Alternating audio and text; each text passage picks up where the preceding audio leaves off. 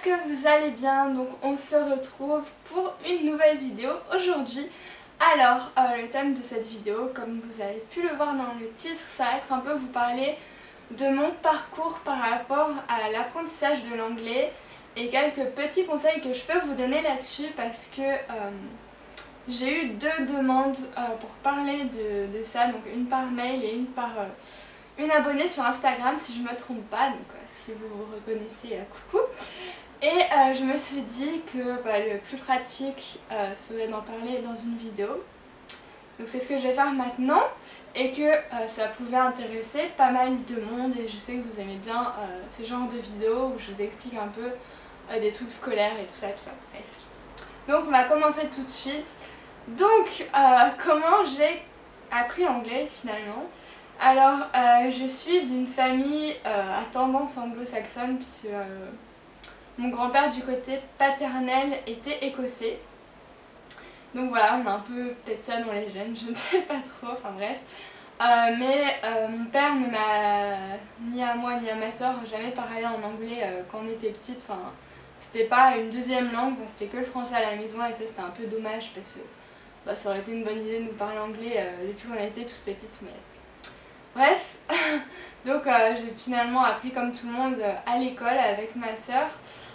J'ai eu plutôt de la chance puisque à partir du collège j'ai été dans une classe dite anglais plus. En fait j'étais dans un collège privé catholique à Fontainebleau, ouais, si jamais vous connaissez ou quoi, bref.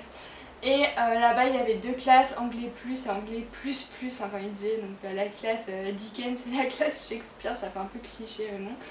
Et c'était deux classes au collège où on était entré par une espèce de test d'anglais, ouais, c'était un peu des classes sélectives, pour qu'on ait des profs anglo-saxons, donc vraiment qui venaient d'Angleterre et une d'Amérique, je crois, je sais plus trop. Et notamment on a eu la grande chance d'avoir en 5e un voyage en Angleterre et en 3e un voyage aux États-Unis. Donc tout ça forcément a contribué à nous faire apprendre l'anglais déjà parce qu'on avait des professeurs donc c'était l'anglais était la langue maternelle, donc forcément qui avait l'accent, vraiment le bon vocabulaire, etc. Donc déjà rien que pour ça c'était un énorme plus. Et aussi parce qu'on a fait des voyages, on était dans des familles pareil anglaises et après américaines, et donc forcément voilà, ça a contribué au collège à poser les bases on va dire. Et ensuite au lycée où j'étais à Nice, déménagé. J'étais aussi avec un prof, si je ne me trompe pas, qui, je sais plus s'il avait des origines anglaises, mais il parlait très bien anglais. Bref. Et j'avais fait déjà un examen de Cambridge. Je sais plus lequel c'était le PET, je crois, Preliminary English Test, ou un truc comme ça. Donc voilà, tous les examens de Cambridge, je pense que vous devez être pas mal à en avoir entendu parler puisque c'est des examens d'anglais qui servent à déterminer votre niveau et à vous offrir des... comment dire, ça détermine votre niveau et ça vous permet d'avoir des places dans telle ou telle université ou école, etc. Même pour votre boulot ou quoi, ça sert à justifier votre niveau en anglais en fait. Donc j'avais passé ça, mais voilà, j'ai toujours aimé l'anglais. J'ai eu la chance de pouvoir partir plusieurs fois en Angleterre puisque j'ai une belle tante, voilà, je sais pas trop comment dire, c'est la belle-sœur de mon père qui habite en Angleterre, donc avec ma soeur on a pu plusieurs fois aller là-bas, donc voilà, parler anglais, être en Angleterre, et finalement j'ai toujours accroché avec cette langue, j'ai toujours aimé ça. Et je pense que le fait d'aimer une langue évidemment ça aide à vouloir l'apprendre et la perfectionner. Donc ça a été un énorme plus pour moi de vouloir vraiment apprendre parce que je connais des personnes qui détestent l'anglais, qui trouvent que c'est inutile, etc. Ça j'ai jamais trop compris, mais bref. Et donc voilà, j'ai toujours eu des atomes crochus on va dire avec la langue anglaise.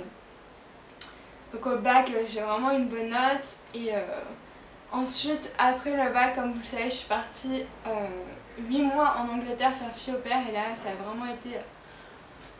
voilà, le boom quoi pour mon apprentissage puisque pendant 8 mois j'ai été dans une famille en totale immersion, une famille qui parlait anglais tout le temps et du coup évidemment j'ai pu pratiquer parler, l'écoute, lire aussi, donc Voilà, vraiment ça a confirmé mon niveau et ça l'a amplifié parce que j'ai passé là-bas un autre examen d'anglais qui était l'IELTS, je crois qu'il est américain cette fois. Bref, et que j'ai validé aussi. Donc franchement, voilà, ça a bien, enfin comment dire, permis d'améliorer tout ça. Et ça m'a encore fait plus aimer la langue, ça m'a confirmé le fait que j'adorais ça. Donc voilà, et puis maintenant que je suis à la fac, j'ai des cours d'anglais mais qui sont juste pourris et qui ne servent à rien, enfin franchement. Je trouve que c'est d'un niveau lamentable l'éducation de l'anglais à l'université, c'est... Enfin en tout cas dans ma fac c'est plus que pathétique et donc c'est dommage mais bon. Donc je suis contente d'avoir acquérir un bon niveau avant, parce que si j'avais attendu la fac pour apprendre l'anglais, bah, je crois que je parlerais jamais bien. Alors maintenant on va passer un petit peu aux conseils que je peux vous donner pour plus pratiquer, etc. Donc premièrement, le conseil que je pourrais donner, mais que je dois donner à tout le monde, c'est de ne pas hésiter à prendre une année de césure pour partir à l'étranger dans un pays anglo-saxon. C'est vraiment, moi, ça a été un élément hyper important dans ma vie. Et jamais je ne regretterai cette décision que j'ai faite et cette expérience que j'ai vécue, puisque c'était juste d'un point de vue de la langue, mais aussi de la maturité et voilà, de la connaissance de soi. C'était juste une expérience de fou. Donc après, on se dit souvent, oui, mais c'est cher de partir et tout ça. Certes, mais si vous vous y prenez bien et que vous partez par exemple pour faire fille au père, et même les garçons peuvent faire fille au père, parce que j'avais une connaissance garçon qui faisait fille au père, enfin homme au père, bref, à Oxford, donc c'est possible. Voilà, franchement, fille au père, vous êtes nourri, logé, blanchi, donc il ne faut pas forcément avoir beaucoup de moyens pour partir. Franchement, c'est possible si vous vous en donnez les moyens.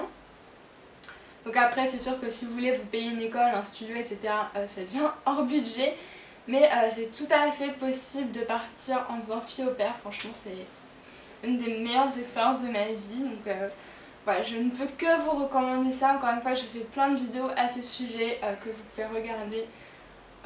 Voilà, parce que j'expliquais tout là-dessus. Donc franchement, si vous êtes dans votre scolarité ou même à la fac et que vous voulez vous prendre une année pour partir faire fille au père et apprendre l'anglais, approfondir, etc., franchement, sautez le pas et n'hésitez pas longtemps parce que franchement, vous ne le regretterez pas du tout. Donc voilà, c'est vraiment la meilleure des choses pour apprendre l'anglais, c'est d'être dans le pays. Hein.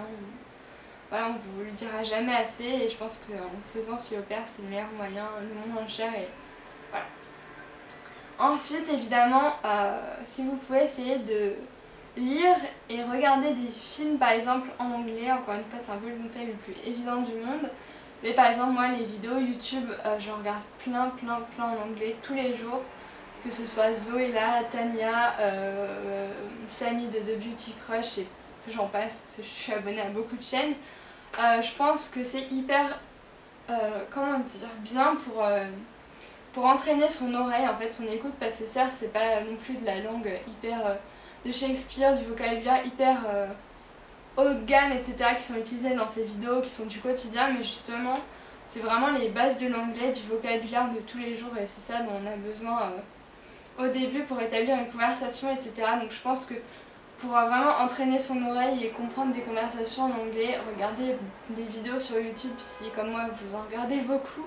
C'est un très bon entraînement, franchement, au final, c'est pas si compliqué que ça quand on le fait régulièrement, donc ça, franchement, ça m'aide énormément, parce que maintenant, je comprends vraiment les vidéos. Je comprends quasiment tout, donc voilà. Et bien sûr, si vous pouvez regarder des séries ou des films avec les sous-titres ou sans sous-titres si possible, mais bon, évidemment, commencez avec.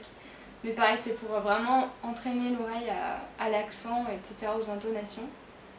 Et évidemment, lire en anglais. Alors, lire en anglais, je sais que lire un livre en anglais, ça paraît peut-être un peu excessif au début, mais par exemple, n'hésitez pas à lire des blogs en anglais. Encore une fois, il y en a plein de disponibles, des blogs mode, des blogs moté, des blogs voyage, enfin ce qui vous intéresse, il y en a plein. Et pareil pour lire, mais en plus ce sont des sujets qui vous intéressent, donc ça vous pousse encore plus à lire plutôt que lire des journaux, etc.